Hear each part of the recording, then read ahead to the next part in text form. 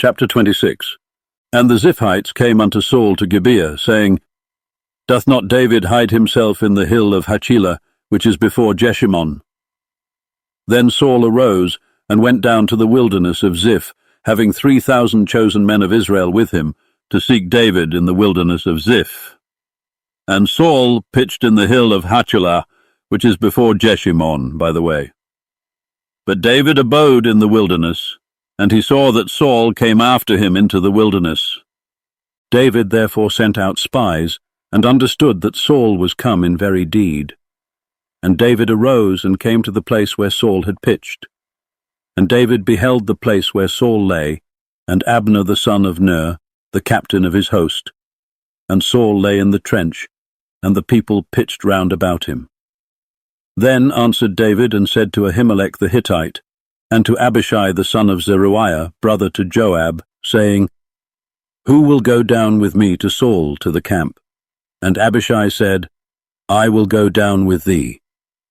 So David and Abishai came to the people by night, and behold, Saul lay sleeping within the trench, and his spear stuck in the ground at his bolster.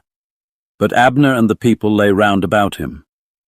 Then said Abishai to David, God hath delivered thine enemy into thine hand this day. Now therefore let me smite him, I pray thee, with the spear even to the earth at once, and I will not smite him the second time. And David said to Abishai, Destroy him not, for who can stretch forth his hand against the Lord's anointed, and be guiltless?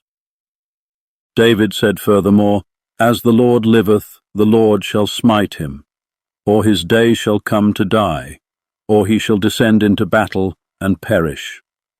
The Lord forbid that I should stretch forth mine hand against the Lord's anointed. But I pray thee, take thou now the spear that is at his bolster, and the cruse of water, and let us go. So David took the spear and the cruse of water from Saul's bolster, and they gat them away, and no man saw it, nor knew it, neither awaked, for they were all asleep, because a deep sleep from the Lord was fallen upon them. Then David went over to the other side, and stood on the top of an hill afar off, a great space being between them. And David cried to the people, and to Abner the son of Ner, saying, Answerest thou not, Abner? Then Abner answered and said, Who art thou that criest to the king?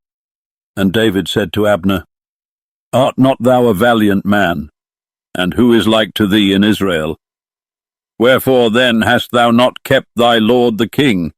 For there came one of the people in to destroy the king thy lord. This thing is not good that thou hast done. As the Lord liveth, ye are worthy to die, because ye have not kept your master, the Lord's anointed.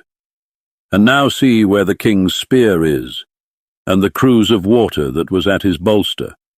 And Saul knew David's voice, and said, Is this thy voice, my son David?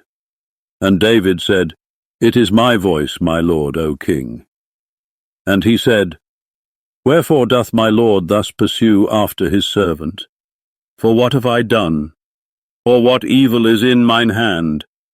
Now therefore I pray thee, let my lord the king hear the words of his servant. If the Lord have stirred thee up against me, let him accept an offering. But if they be the children of men, cursed be they before the Lord. For they have driven me out this day from abiding in the inheritance of the Lord, saying, Go, serve other gods. Now therefore, let not my blood fall to the earth before the face of the Lord. For the king of Israel is come out to seek a flea, as when one doth hunt a partridge in the mountains. Then said Saul, I have sinned. Return, my son David. For I will no more do thee harm, because my soul was precious in thine eyes this day. Behold, I have played the fool, and have erred exceedingly.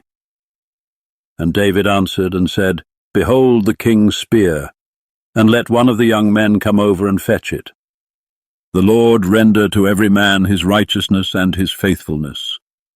For the Lord delivered thee into my hand today. But I would not stretch forth mine hand against the Lord's anointed.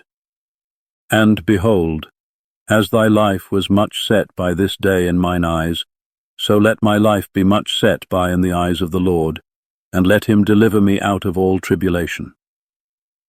Then Saul said to David, "Blessed be thou, my son David. Thou shalt both do great things, and also shalt still prevail." So David went on his way, and Saul returned to his place.